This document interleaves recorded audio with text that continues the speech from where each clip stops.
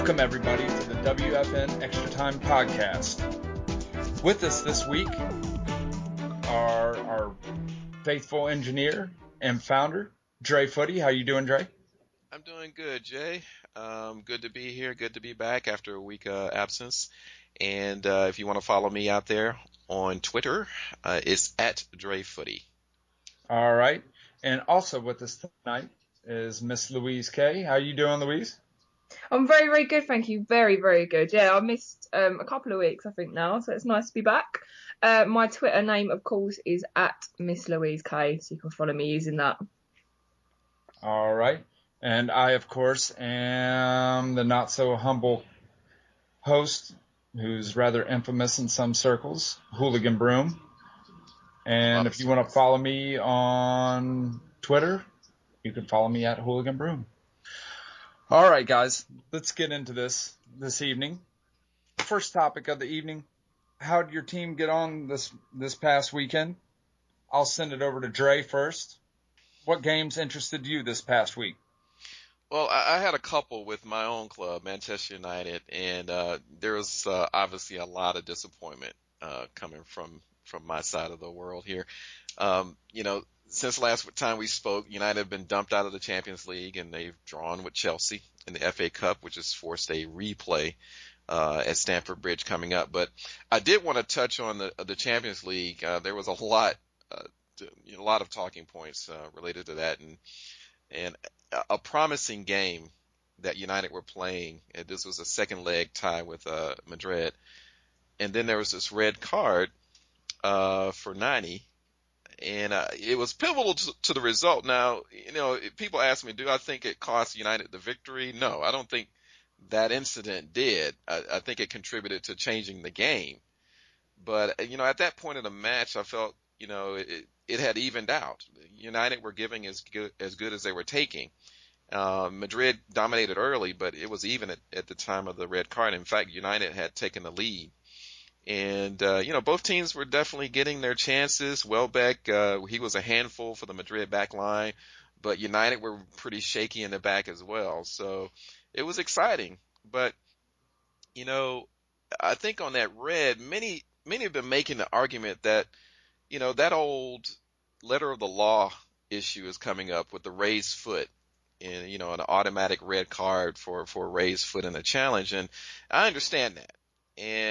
But when you see a red card for something like that, nothing incident, I think that tells everyone that a change needs to happen, and particularly with that law.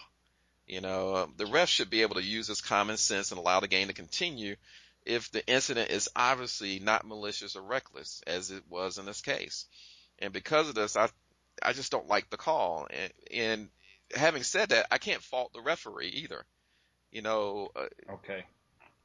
Unlike when it happened, when I was calling down evil upon the guy, he can always fall back to that, well, this is what the law says. But if we go back to what the law says, if you look at any corner kick or free kick that goes into the box, there would be a penalty kick or a foul called on the offensive attacker every single time, because there's a lot of grabbing and pushing and shoving that goes on that could be fouls. So I can't buy into if the referee can use his discernment there, then he should be able to use it in something like where he's trying to control the ball and doesn't even see the guy coming from the side. And so I just think that ruined the game as a spectacle.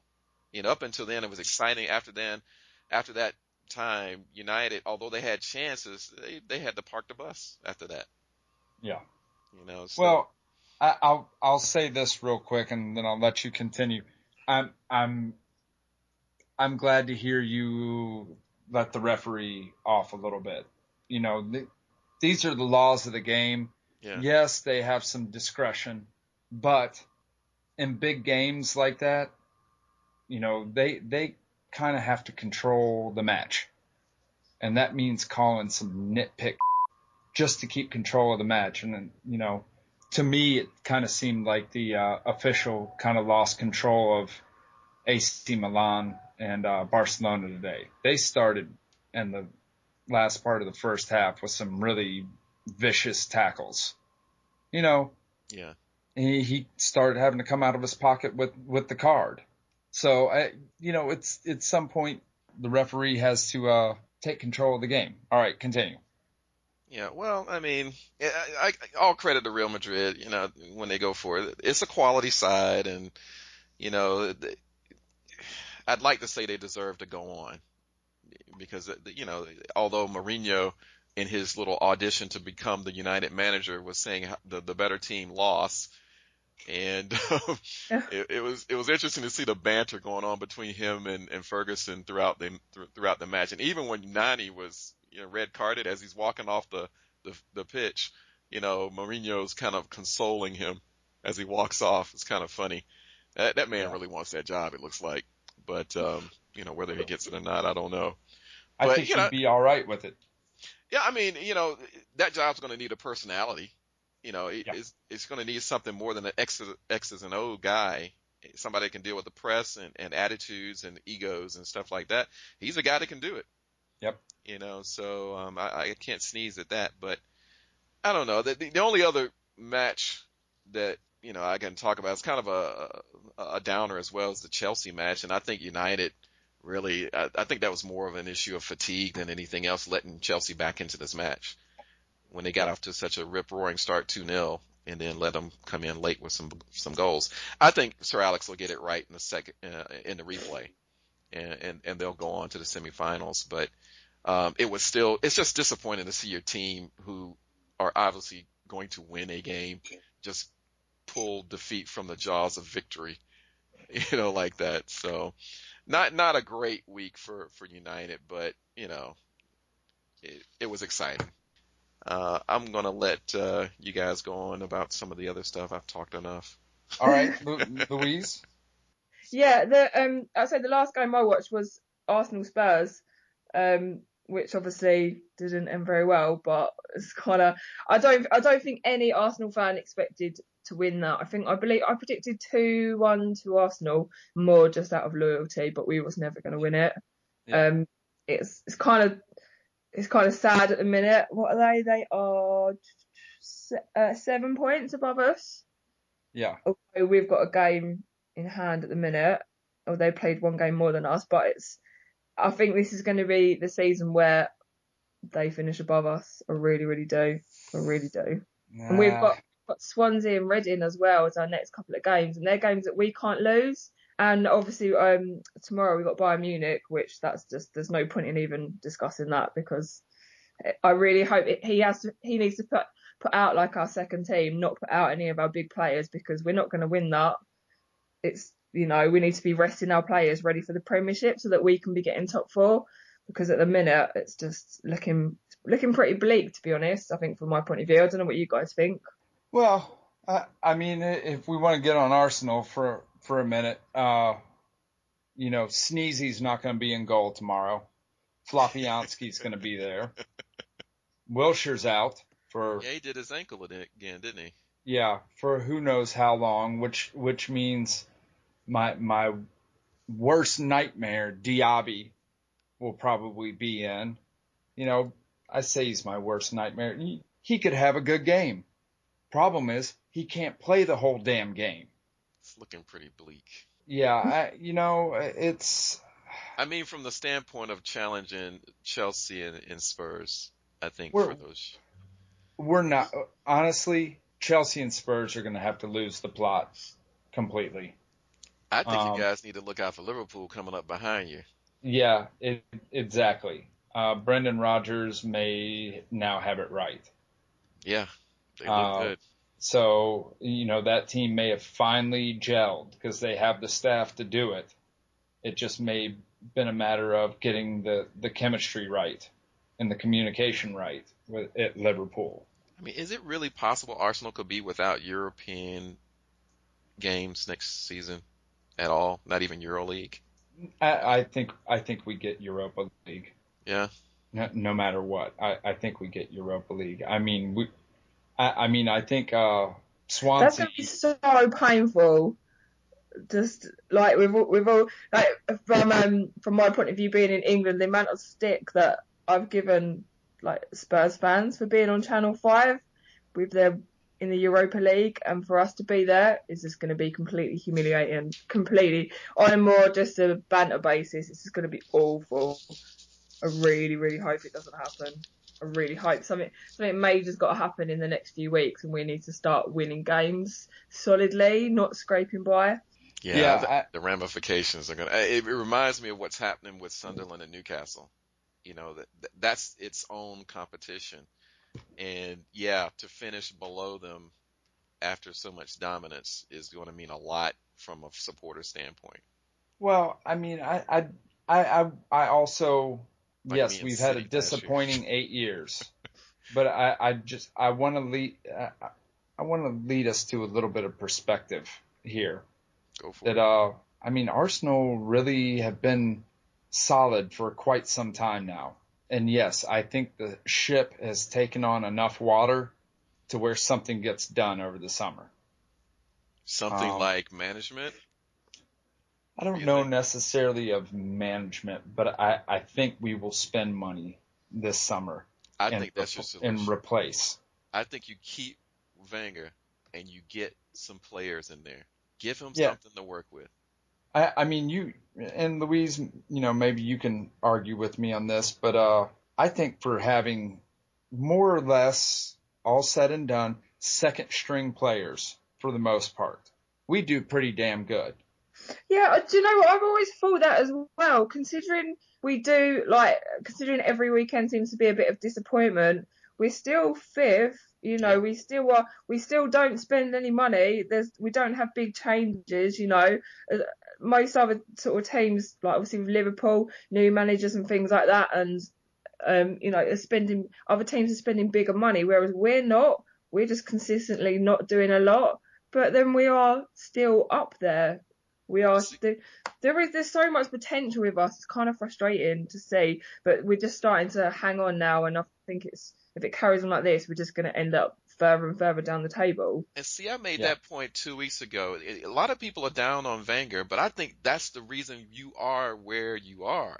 Yeah, it's got to be To really get rid of frustrating him. for him that no one believes in him, and we don't know the ins and outs of what's going on, and Right.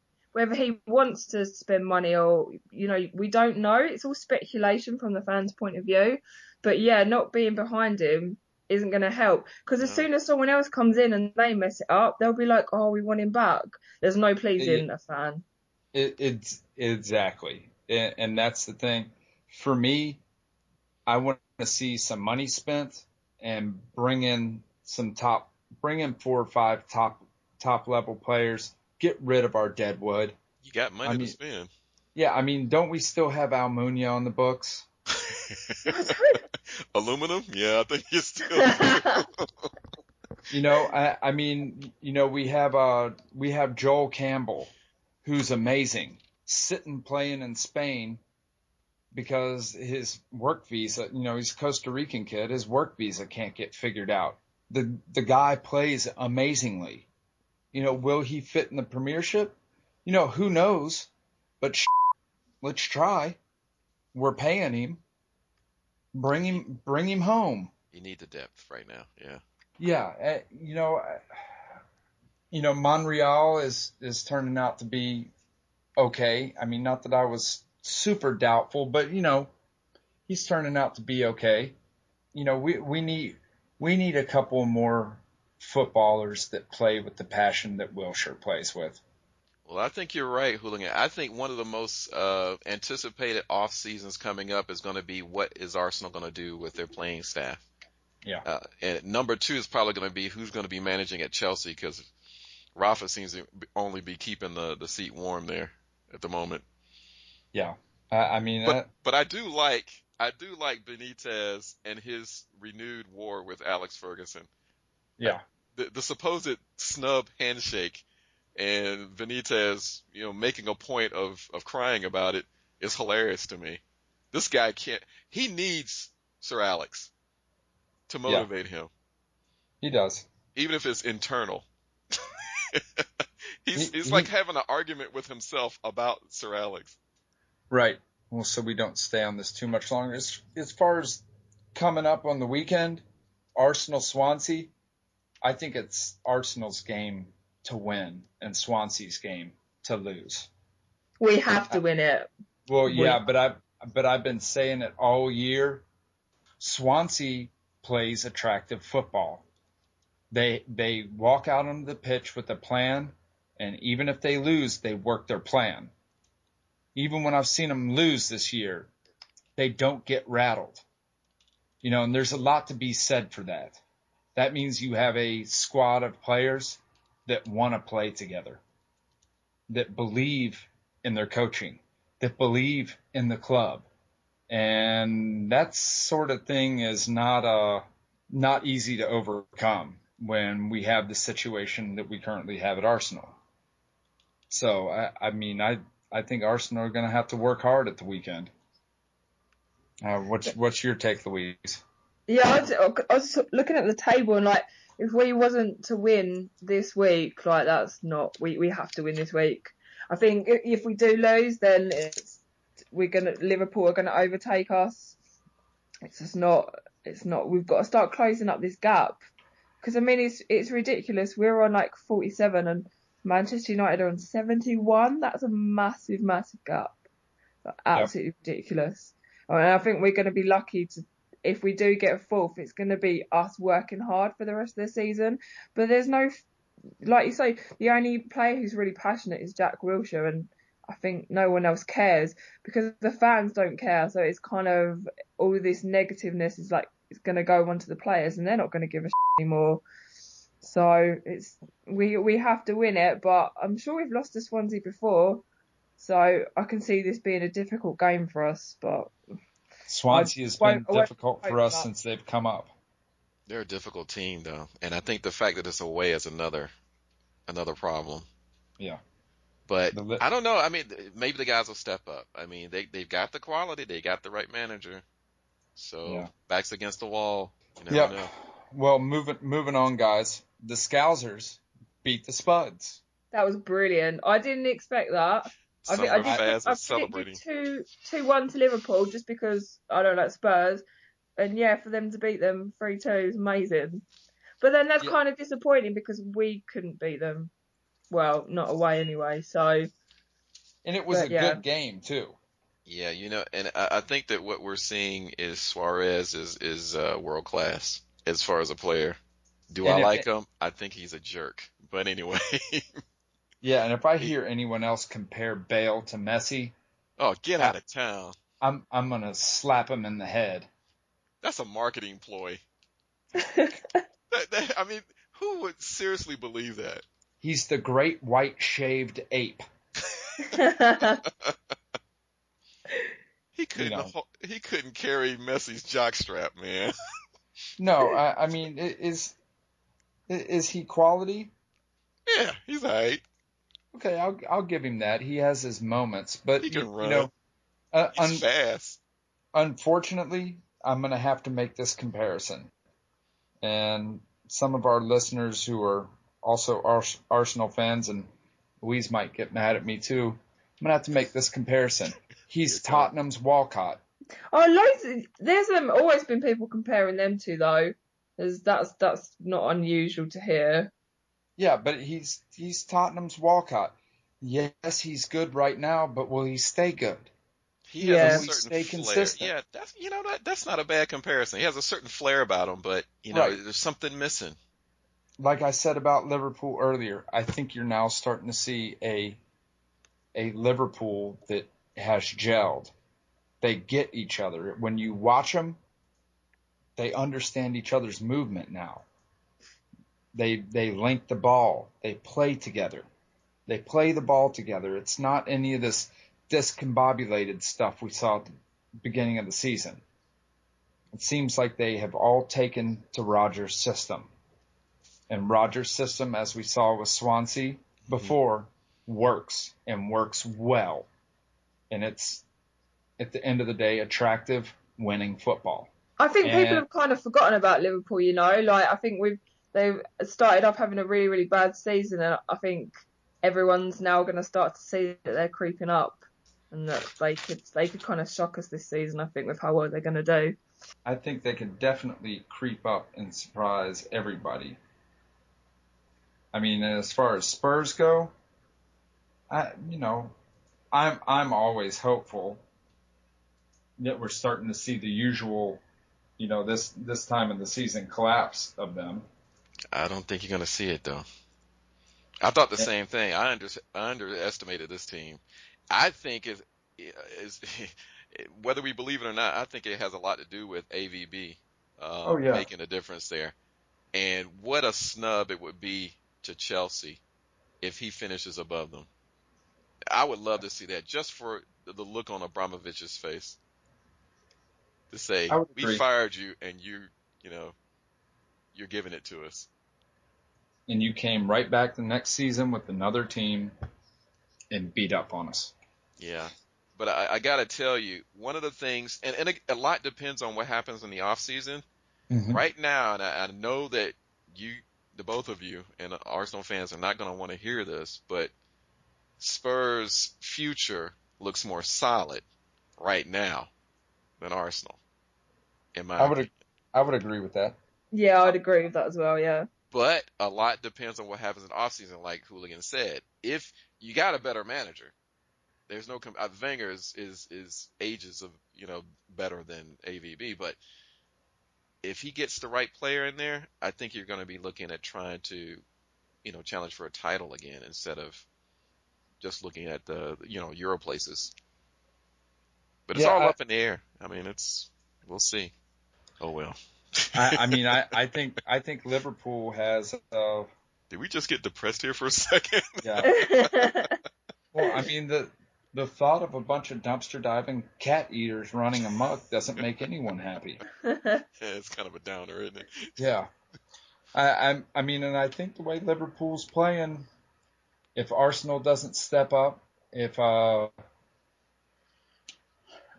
think all it will take is 2 weeks of Arsenal not stepping up and Tottenham and Chelsea playing lackluster football, and I think Liverpool could be taking someone's spot.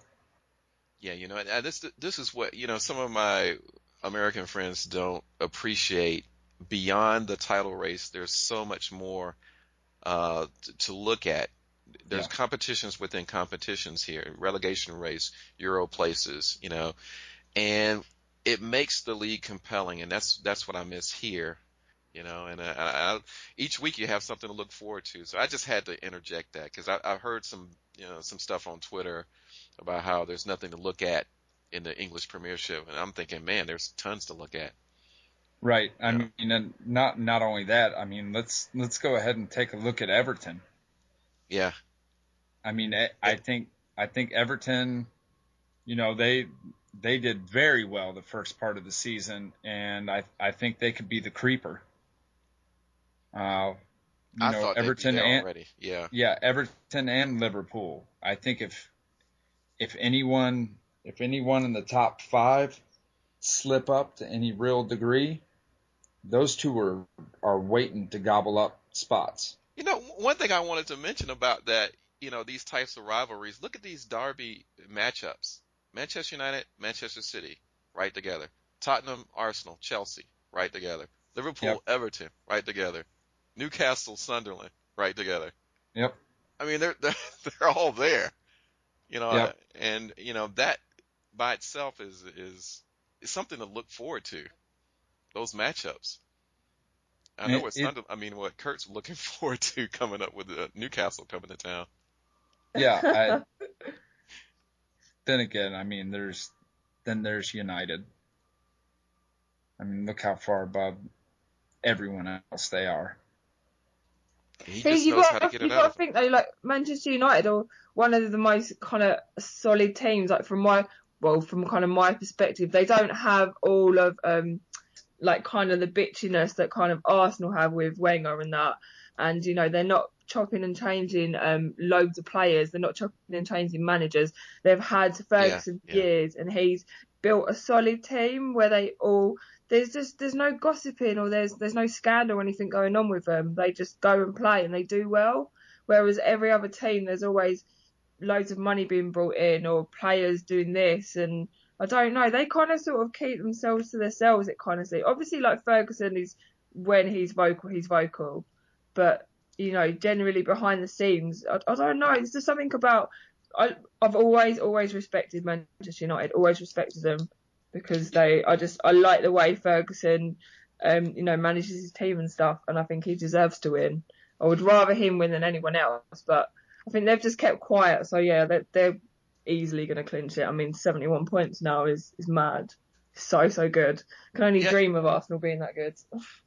Hey, you had that Invincibles year, but I would agree with you. Once, yeah.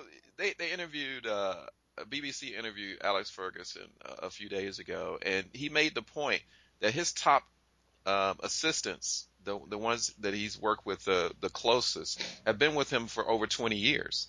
Yeah. And who else in the Premiership can say that? That Exactly, that's consistency. what I mean. They're like a family. It's not just, don't know. There's such a bond there with everyone. Yeah. Is that's what I respect. I really do. And that's why I think you got to keep Wenger and let him build it, but give him the Yeah, material. You got the same thing right there. Well, yeah, and that is the thing with Manchester United, versus Arsenal. You can't completely change a team every 18 to Yeah. 24 months and expect to win anything. That just, that I mean, it may happen one season. You may be a Chelsea or Manchester City that bring Yeah. in a bunch of mercenaries and win the league. But you can't hold those players there. It's too many competing egos. You yeah, have to get a squad of guys and you have to have a manager like Ferguson that basically puts his foot down and says, screw you and your attitude and your ego. I'm boss, not you. You either do it my way or I'll show you the door. End of story. And that's what these players know coming in. There's not a Yeah. question of do I have leeway to get away with this and that. They know from the get-go that Ferguson is no bull. He And knows what he's doing. You either listen to him or you get the hell on. there's another thing, and I don't want to make this Manchester United podcast, but there was an interesting thing. The Special Ones podcast brought this up about Paul Pogba. There are teams that come into there are players that come into teams that are outstanding. Pogba's one of them. Balotelli's another one. Tevez, different ones like that. That doesn't mean that they fit in a system. Right. Pogba, enormous talent, never was a Manchester United player. Yeah. Robin van Persie, Manchester United player. There's a difference. I know he comes from Arsenal. I know he has, roots in London, but when you see him and his personality and his willingness to work within a system, that makes you a Manchester United player. If you're a Tevez and you have to have everything focused around you, you're not going to last long. Yep. And I think that when you if you took these players individually, I mean there are the odd ones, Rooney and RVP and whatnot, but individually these players would not stand out in other places, Yeah. but they do as part of Ferguson's setup. And it has Yeah. everything to do with the attitude of these players. It's like with Eagles, with you, Hooligan. You got a group of players that have that pedigree to Yeah. work together, and it makes them better than maybe another team that has more studs, so to speak, physical, specimens. But Well, because they know how to play together, they can beat them.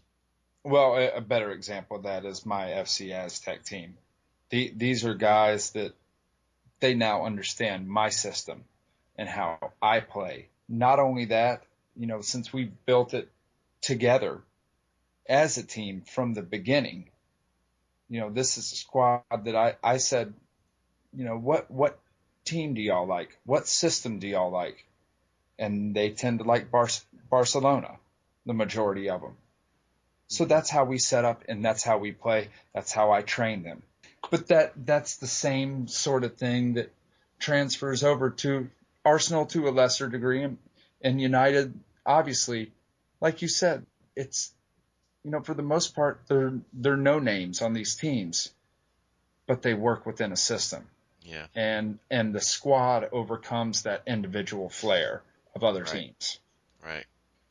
And a team like Manchester City is the exact opposite. Right. No team but studs at every position. Too deep Yep. at every position. Okay, well, moving right along. Louise, you have any parting comments for us? No, not really. I just like really hope that this time next week, me and you will be a little bit happier because Arsenal will have beaten Swansea. So positive thinking. And Yeah. Bayern Munich. That's all I wish for. And Bayern Munich too, right? Yeah. Oh, see, I'm not so bothered about that because that's just a lost cause, really. I would rather we didn't, that's just that game isn't even registering with me. It's that, we need to be concentrating on the weekend's game with Swansea because that's what's important. It's keeping in the top four. We're not going to do anything in the Champions League. God, if we, I can't remember what the aggregate is or what it is we need to score, but if we go through tomorrow, that's just, it's not going to happen.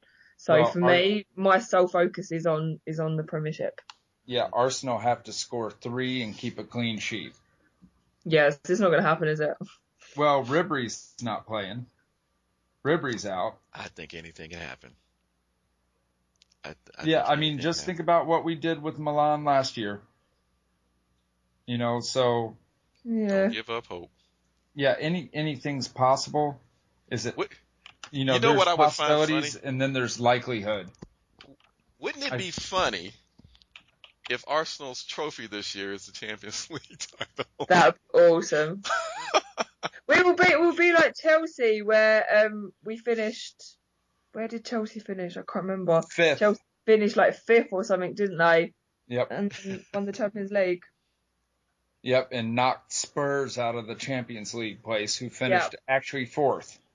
Yeah, that was it. Yeah, brilliant. Yep. Yeah. Well, hey, I got a couple of things right quick as parting shots. United have Reading coming up, and I think United are going to win that game. And I think they're due. Anything can happen, but Reading fired their manager this week. Yeah. Brian McDermott, and I'm wondering about the timing of that. I don't understand this. Like, why would you do that at this point? Like, because I can't imagine. because Redknapp's gone to Queen's Park Rangers and that hasn't helped, and that was earlier on in the season. So what benefit do they think they're doing by sacking their manager now? I don't understand the timing either. I mean, I can understand wanting to sack him, but now? Just wait till the end of the season. Yeah, I mean, it's a lost cause anyway. Just let them finish out. You never know. To me, it just seems like you're unsettling the club even further with United coming up. But the way I look at it with all this sacking of managers, if you don't do it by Christmas, don't do it. Then ride out the season. Yeah. Ride out the season and just let it go where it's going to go. Even if you get relegated, let it go where it's going to go. Brian, because I think you're right. You do more, to me at least, you do more harm than good. Yeah. And, Brian, I mean, here's a manager who brought them up to the Premiership for the club's only, the second time in their history? Right. And you unceremoniously dump him now? It's kind of crazy. You look at what Spurs did to Redknapp, though. Like, Yeah. Spurs did really well last season, and because of they got unlucky with Chelsea, they got really unlucky, and because of not getting Champions League place, they sacked Redknapp. Which, I mean, they've done well this season, but they should never have got rid of him. Never ever got rid of him. Ditto. They're too fickle. As soon as you lose, you get rid. That doesn't work. Look at Manchester United. It doesn't work. That's not how it goes. Yep. Ditto here. Absolutely. Hey, the one other thing I wanted to just mention, and this is in honor of our new program director, Mr. Kurt Hunt, Sunderland, who have looked pretty poor over the past couple of weeks. But, they have a pretty interesting game with Norwich coming up. They're at home at the Stadium of Light. And I don't feel like they're in danger of relegation. But like the other derbies, other rivalries that are in the league, their main, I think, inspiration is going to be to try to catch Newcastle and best them. And if they can get a result against Norwich, because they still have a game against Newcastle, I think that can make their season. Yeah. If they can catch them and get above them and be a good springboard for next season. And just like Arsenal, and we'll hear this from Kurt in a couple of weeks when he gets back on the show, but just like Arsenal, everything depends on their future. Everything depends on what they do in the off season. Because I think O'Neill is an excellent manager, but he has nothing to work with. Yeah.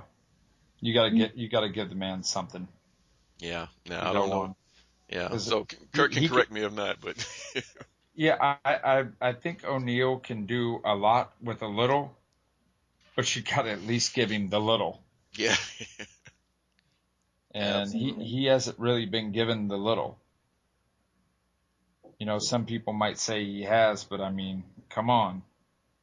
You gotta give a guy like O'Neill at least 30 million and let him go to France and this, that, and the other place and seek stuff out. Yeah, if you want to compete, you do. Yeah, Right. at this level, yeah. Oh, we have our question of the week, don't we? Oh, yeah. What is our question of the week? Our question of the week comes from Nick Bartlett, Okay. and it is: do you think the price of tickets is pushing fans away? And me being in America, I'd have to defer to Louise because she's been to games and everything. She sees what's happening, up I close. think it is. I think it definitely is.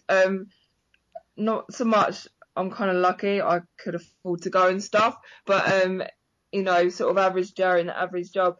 If to go up to a game, you're talking like nearly £100 because once you've got the tickets, the train tickets, you've eaten, you're drinking and stuff like that, and people can't afford to do that week in week out anymore. Like especially, I mean, being an Arsenal fan, I'm not in a team where it's easy to get a season ticket, so getting hold of tickets every week is not easy at all, and it's expensive, and it's a whole day out, and it's a lot of money, and I do think it is. I think that's why most people would just rather stay at home. Why do you want to spend loads of money, travel all the way into London or wherever it is you're going, to sit in the cold when your team's not winning, and just spend loads of money that you could be spending on other stuff? So it definitely is. It's definitely like a hot point now, I think, with fans. I mean, it's different, obviously, for people like Kurt and that. It's a lot cheaper for him, but like for an Arsenal fan, it's very, very expensive. Very expensive. Absolutely. I would. Well, I would echo that. I think the ticket prices that I'm seeing in England in particular right now for the Premiership, not so much the lower teams, but the Premiership, you are now taking, love it or hate it, it is the working class culture that made that game what it is. And you're now making that game unavailable to the working class culture that use it as a diversion from their daily possible lives. They have, if nothing else, if they're, being choked by factory smoke all week, they have football to look forward to on the weekend. And, that with the ticket prices and all that, that's being taken away from the common man. And I think that at the end of the day is going to be a real mistake. I think the money that we're talking about is going to eventually implode the game upon itself. Yeah, and I think you saw the beginnings of that as soon as they created the Premier League back in 92, 93. I think the formula for that, this type of pricing disaster started at that time. Yeah, I would agree. So, But if you just think about how much it is, I don't know what like the exchange rate is and stuff, but I remember a couple of seasons ago, maybe 3 seasons ago, trying to get tickets for Arsenal Liverpool at the end of the season, and it was like nearly £100 a ticket, which is ridiculous. The exchange rate, it is $1.62 to £1. So $160 ish. yeah, yeah.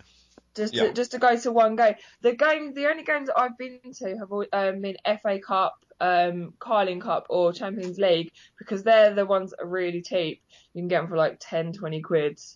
But as soon as you start going up to the Premiership, it's a hell of a lot of money. It's a hell of a lot of money, and it's not. I think the average wage over here is like £26,000. I don't really. What's that like? I'm not really sure what that is. In your maybe $32,000, I think. Yeah, so around that 32, Yeah. 35,000. Yeah. So you can't, after paying, mortgages and bills and stuff, football is a luxury nowadays rather than something like you say that the common man could go and do. People will still go and do it, but being an Arsenal fan as well, we're giving the team loads of money, we're not seeing them spending it, and we're not seeing any results. So it's going to definitely drive people further and further away. Well, Louise, interesting thing. Let me see if you agree with this statement that and you can put it to boot boy culture, punk rock culture, casual, whatever kind of culture, but all those cultures revolve around three things: football, music, and clothing. Would you agree with that? No, I'd totally agree with what you said. And in what it boils down to is it is a way of life and a passion. It's not a trend or a simply, fly by night pastime. It is an absolute way of life. And football definitely is. You've probably seen me say on Twitter before, like I say with football's like a marriage. It's like you're stuck with it, and every weekend you're going to go through it. You're going to go through good and bad time. It's not a phase. It's not something that's going to go away, but it's definitely getting more difficult. Absolutely. I appreciate it this week, even though there was just the three of us. Yeah. Well, all right, guys. I think that's going to be it for this week. Thank you for joining me.